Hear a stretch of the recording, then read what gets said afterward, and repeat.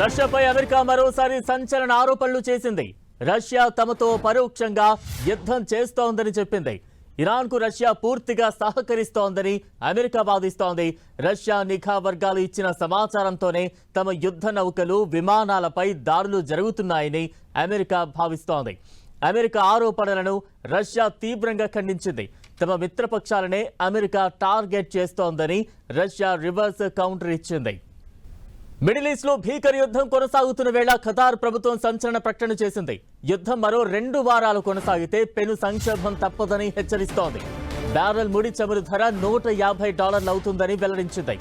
ఈ పరిణామంతో ప్రపంచ దేశాల్లో పెను సంక్షోభం వస్తుందని ఖతార్ ప్రభుత్వం ప్రకటించింది. ప్రపంచ దేశాలను హెచ్చరిస్తూ ఖతార్ చేసిన ఈ ప్రకటనపై సర్వత్రా ఆందోళన వ్యక్తమవుతోంది.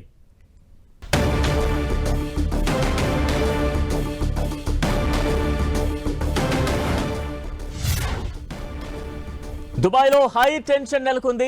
ఎప్పుడు ఏం జరుగుతుందోనని జనం భయపడిపోతున్నారు. ఇంట్లో దాక్కున్నా ప్రాణాలకు గ్యారంటీ లేదు. బయటకు వస్తే తిరిగి వస్తామనే నమ్మకం లేదు. భీకరమైన శబ్దాలు వినిపిస్తున్నాయి. ఏ మిసైల్ ఎక్కడి నుంచి వస్తుందో, ఏ బాంబ్ ఎక్కడ బ్లాస్ట్ అవుతుందో అర్థం కాని పరిస్థితి ఏర్పడింది. దుబాయ్ ప్రజలు ప్రాణాల్ని అరచేతిలో పెట్టుకుని రోజులు లెక్క పెడుతున్నారు. అమెరికా, ఇజ్రాయెల్ దాడులు చేయడంతో ప్రతీకార ఎచ్చతో రగిలిపోతున్న ఇరాన్ గల్ఫ్ దేశాల్లోని అమెరికా స్థావరాల లక్ష్యంగా అటాక్ చేస్తోంది. దుబాయ్ అధికారులు స్థానిక పౌరులను అలర్ట్ చేశారు. క్షిపణి దాడులు జరిగే అవకాశం ఉందని మొబైల్ అలర్ట్ పంపిస్తున్నారు. అత్యవసర పరిస్థితి తలెత్తినప్పుడు సురక్షిత ప్రాంతాల్లో ఆశ్రయం పొందాలని సూచిస్తున్నారు. ముందు జాగ్రత్త చర్యగా కిటికీలకు దూరంగా ఉండాలని తెలిపారు. ఎమర్జెన్సీ పరిస్థితుల్లో ఎలా వ్యవహరించాలనే దానిపై ఎప్పటికప్పుడు సోషల్ మీడియా వేదికగా స్థానిక పౌరులకు అవగాహన కల్పిస్తున్నారు. ఇరాన్పై అమెరికా, ఇజ్రాయెల్ వార్లో దాడులు, ప్రతీకార దాడులు తీవ్రమవుతున్నాయి. అమెరికా, ఇజ్రాయెల్ రెండూ కలిసి ఇరాన్పై దాడులకు దిగుతున్నా ఏమాత్రం తగ్గడం లేదు. తమ వ్యూహాలు, సైనిక, ఆయుధ శక్తితో అటాక్స్ ను పెంచుతోంది. ఇజ్రాయెల్లోని బెన్ గురియన్ ఎయిర్పోర్ట్ పై ఇరాన్ దాడి చేసింది. ఇది ఇజ్రాయెల్లోని అత్యంత పేరుగల ఎయిర్పోర్ట్. ఈ ఎయిర్పోర్ట్ పై దాడి కోసం ఇరాన్ అడ్వాన్స్డ్ మిసైల్స్ తో విరుచుకుపడింది. ఇజ్రాయెల్ రాజధాని టెల్ అవీవ్ లోని భవనాలే లక్ష్యంగా దాడులు చేస్తోంది. దీంతో ఆయా ప్రాంతాల్లో బాంబుల మోత, దట్టమైన పొగలముకుంది. ఇజ్రాయెల్ కూడా ఇరాన్ దాడుల్ని తిప్పికొట్టే ప్రయత్నాలు చేస్తోంది. 7 రోజులుగా ఇరాన్ పై క్షిపణులతో అమెరికా విరుచుకుపెడుతోంది. దాదాపు 2000 సైనిక లక్ష్యాలపై అమెరికా దాడులు చేసింది. 30కి పైగా ఇరాన్ నౌకలను అమెరికా దళాలు ధ్వంసం చేశాయి. B-2, B-52 బాంబర్లు, టోమాహాక్ క్షిపణులతో ఇరాన్ కు అమెరికా చుక్కలు చూపెడుతోంది. ఇరువైపులా భారీగా సైనిక, పౌర నష్టం జరిగినప్పటికీ అమెరికా, ఇజ్రాయెల్, ఇరాన్ తగ్గేదేలే అన్నట్లుగా పోటాపోటీగా దాడులు కొనసాగిస్తున్నాయి. తాజాగా ఇరాన్ పై B-2 బాంబర్లతో అమెరికా విరుచుకుపడింది. బాలిస్టిక్ మిసైల్ లాంచర్ల లక్ష్యంగా అమెరికా దాడులు కొనసాగిస్తోంది. ఇరాన్ నేవీ లక్ష్యంగా అమెరికా సైన్యం దాడులు చేసింది. ఇరాన్ డ్రోన్ క్యారియర్ నౌకపై యుఎస్ దాడి చేసింది. ఇరాన్ డ్రోన్ క్యారియర్ నౌక మంటల్లో చిక్కుకుంది. B-2 బాంబర్లు ఇరాన్ రాజధాని టెహ్రాన్తో పాటు ఇతర ప్రాంతాల్లో ఉన్న అత్యంత లోతైన భూగర్భ బాలిస్టిక్ క్షిపణి కేంద్రాలను లక్ష్యంగా చేసుకున్నాయి. ఇవి సుమారు 2000 పౌండ్ల బరువున్న బంకర్ బస్టర్ బాంబులను ప్రయోగించి క్షిపణి లాంచర్లను ధ్వంసం చేశాయి. గత 72 గంటల్లో దాదాపు 30 ఇరాన్ యుద్ధ నౌకలను అమెరికా దళాలు ముంచేసినట్లు అమెరికా సెంట్రల్ కమాండ్ ధృవీకరించింది. ఇందులో ఒక పెద్ద డ్రోన్ క్యారియర్ షిప్ కూడా ఉందని, ఇది నౌకా దళంపై భారీ విజయమని అమెరికా తెలిపింది. ఈ దాడులతో ఇరాన్ సామర్థ్యం క్షీణించినట్లుగా వెల్లడించింది.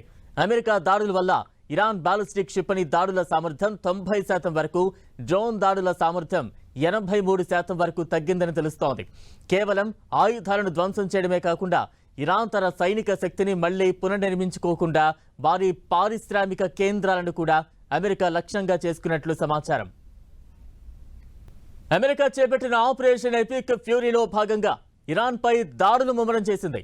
దీంతో అత్యాధునిక ఆయుధాలను, స్టీల్త్ బాంబర్లను రంగంలోకి అమెరికా దించింది. ఖచ్చితత్వంతో కూడిన ఈ ఆయుధాలతో ఇరాన్ పై పట్టు సాధించాలని అమెరికా ప్లాన్ చేస్తోంది. బహ్రెయిన్ పై ఇరాన్ విరుచుకుపడింది. ఆయిల్ రిఫైనరీపై భీకర దాడులు చేసింది. 75 మిసైల్స్, 123 డ్రోన్లతో ఇరాన్ దాడి చేసింది. దీంతో బహ్రెయిన్ ఆయిల్ రిఫైనరీలో భారీగా మంటలు చెలరేగాయి. అగ్నిమాపక సిబ్బంది మంటలను పూర్తిగా అదుపులోకి తెచ్చారు. రిఫైనరీ కార్యకలాపాలు యథావిధిగా కొనసాగుతున్నాయని, నష్ట తీవ్రతను అధికారులు అంచనా వేస్తున్నారని ప్రభుత్వం తెలిపింది. ఓ హోటల్తో పాటు 2 రెసిడెన్షియల్ భవనాలను కూడా ఇరాన్ టార్గెట్ చేసింది. సౌదీ అరేబియా పైన ఇరాన్ దాడులు చేస్తోంది. సౌదీ అరేబియాలోని తూర్పు ప్రాంతంలో డ్రోన్లతో అటాక్ చేస్తోంది. బహ్రెయిన్ తూర్పు తీరంలోని సిత్రా ద్వీపంలో ఉన్న బాబ్కో ఎనర్జీస్ రిఫైనరీపై ఈ దాడి జరిగింది. ఇది బహ్రెయిన్లోనే అతిపెద్ద, అలాగే ఏకైక చమురు శుద్ధి కర్మాగారం. ఇరాన్ నుంచి ప్రయోగించిన 3 బాలిస్టిక్ క్షిపణులలో ఒకటి రిఫైనరీలోని ఒక యూనిట్ నేరుగా తాకింది. దీనివల్ల పెద్ద ఎత్తున మంటలు, దట్టమైన నలుపు రంగు పొగలు వ్యాపించాయి. అయితే అదృష్టవశాత్తు ఈ దాడిలో ఎవ్వరికీ గాయాలు కాలేదని, ప్రాణ నష్టం జరగలేదని బహ్రెయిన్ నేషనల్ కమ్యూనికేషన్ సెంటర్ ధృవీకరించింది.